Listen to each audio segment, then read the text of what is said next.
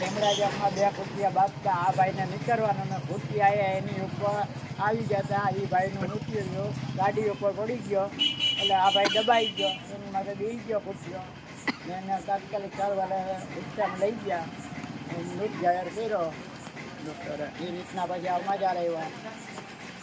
ને આ બીજી ઘટના મેં જોઈ. આની પહેલાં એરપોર્ટ ઉપર થયું તો પીપળિયા હનુમાન જતીની મંદિરે એ મહેતાભાઈ ગુજરી ગયા ત્યારે આ ખુરશીયાના ત્રાસના હિસાબે થયું હતું. તો અવારનવાર આવું થાય છે.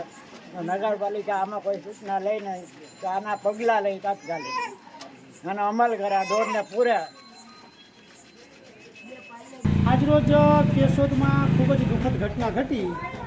વોર્ડ નંબર 2માં જ્યાં ગલીઓવાળો વિસ્તાર છે ત્યાં શાકભાજીનો વેપારી યુવાન 35 વર્ષનો અને 2 પુત્રનો પિતા એવા ભાઈને રખડતા પશુઓએ હડફેટમાં લીધો અને ખૂબ જ નિર્દયતાપૂર્વક એને કૂચડી નાખવાની કોશિશ થઈ.